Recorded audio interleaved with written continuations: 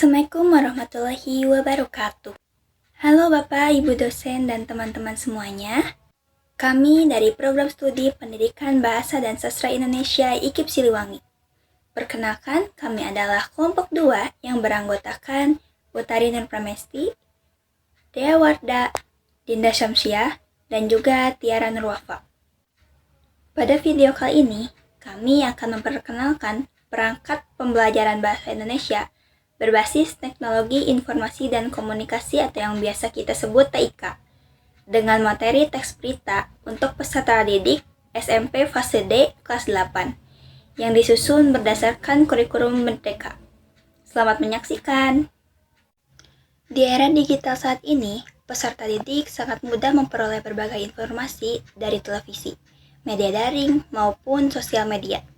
Oleh karena itu, mereka perlu memiliki kemampuan untuk memahami, menganalisis, dan juga mengevaluasi informasi secara kritis agar tidak mudah terpengaruh oleh berita yang hoaks. Kami memilih materi teks berita karena sangat dekat dengan kehidupan sehari-hari. Melalui perangkat media pembelajaran berbasis TIK, peserta didik diharapkan mampu mengidentifikasi unsur adik Simba, apa, di mana, kapan, siapa, mengapa, dan bagaimana, menganalisis struktur dan kaidah kebahasaan teks berita, serta menyusun teks berita berdasarkan fakta dan peristiwa aktual. Selain itu, pembelajaran ini juga bertujuan untuk meningkatkan kemampuan berpikir kritis dan literasi digital peserta didik. Baik, izin menyambung salam. Halo teman-teman semua, perkenalkan nama saya Dewarda dengan NIM 24210068.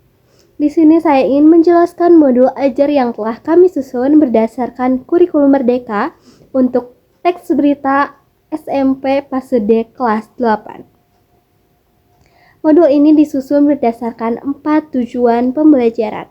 Yang pertama, peserta didik mampu menganalisis unsur-unsur teks berita 5W 1H atau adik Simba, serta memahami pesan atau informasi yang telah didapat melalui tayangan atau video berita.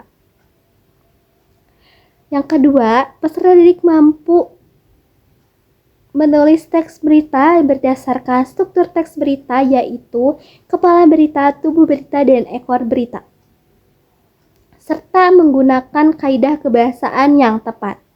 Yang ketiga, peserta didik mampu menilai keakurasi atau kualitas informasi aktual data dengan membandingkan mana yang fakta atau mana yang opini.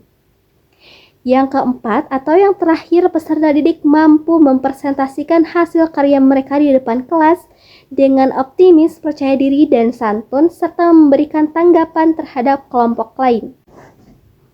Untuk mencapai tujuan tersebut, kami menggunakan model Problem Based Learning atau PBL, di mana peserta didik diajak untuk mengamati, menganalisis, berdiskusi, dan lain sebagainya, sehingga peserta didik tidak hanya menghafal materi atau memahami materi saja, tetapi ikut berpikir kritis dan mengasah keterampilan komunikasi, kolaborasi, kerjasama, dan lain sebagainya. Materi ajar yang kami susun menggunakan desain yang menarik melalui aplikasi Canva, sehingga lebih mudah dipahami oleh para peserta didik. Materinya meliputi pengertian teks berita, unsur-unsur teks berita yang sering kita kenal dengan adik Simba atau 5W1H. Struktur teks berita yang terdiri atas orientasi, peristiwa, dan sumber berita, serta kaidah kebahasaan yang digunakan dalam penulisan berita. Dengan penyajian yang sederhana dan visual yang menarik, diharapkan para peserta didik lebih memahami konsep-konsep penting dalam materi teks berita tersebut. Untuk mendukung proses pembelajaran, kami memanfaatkan berbagai media berbasis TIK yang sesuai dengan kebutuhan peserta didik. Yang pertama, LKPD disusun menggunakan Canva dengan tampilan yang lebih menarik dan interaktif sehingga dapat meningkatkan minat belajar peserta didik dalam mempelajari materi teks berita. Yang kedua, kami menyediakan QR Code yang terhubung dengan bahan ajar digital.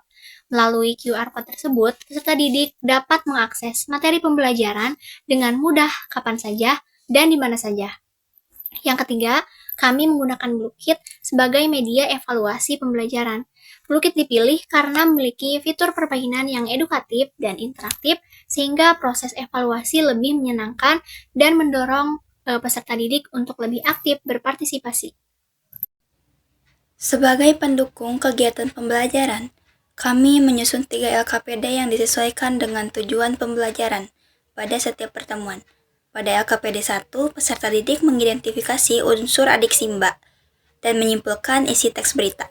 Lalu, pada LKPD kedua, peserta didik menganalisis struktur serta kaidah kebahasaan teks berita melalui berbagai kegiatan diskusi kelompok.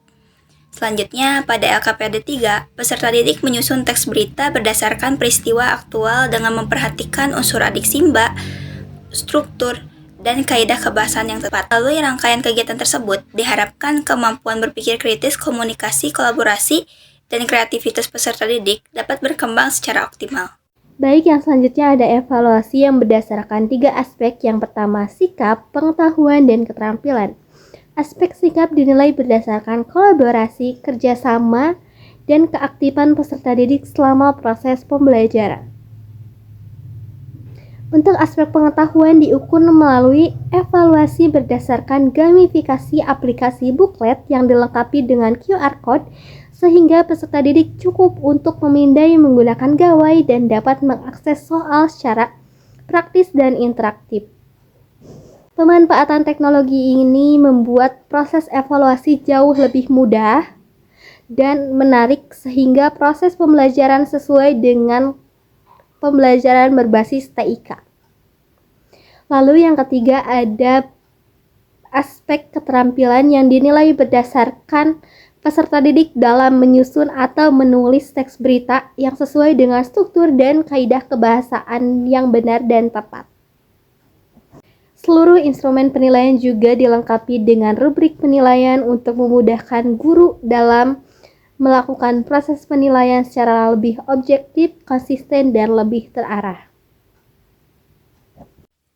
Perangkat pembelajaran ini dirancang sesuai dengan kurikulum Merdeka dengan menerapkan model pembelajaran problem-based learning sehingga pembelajaran berpusat pada peserta didik, mendorong keaktifan, serta mengembangkan kemampuan berpikir kritis.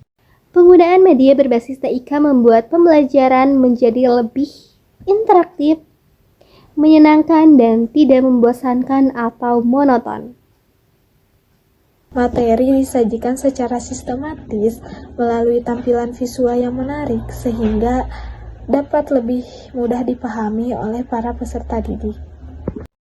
Selain meningkatkan pemahaman materi, perangkat ini juga membantu peserta didik untuk mengembangkan kemampuan berpikir kritis, komunikasi, kolaborasi, serta literasi digital yang sangat dibutuhkan pada era saat ini. Demikian video pengenalan perangkat pembelajaran bahasa Indonesia berbasis TIK dengan materi teks berita yang telah kami susun. Kami berharap perangkat pembelajaran ini dapat menjadi salah satu alternatif pembelajaran yang inovatif, interaktif, dan bermanfaat bagi guru maupun peserta didik. Terima kasih atas perhatiannya. Wassalamualaikum warahmatullahi wabarakatuh.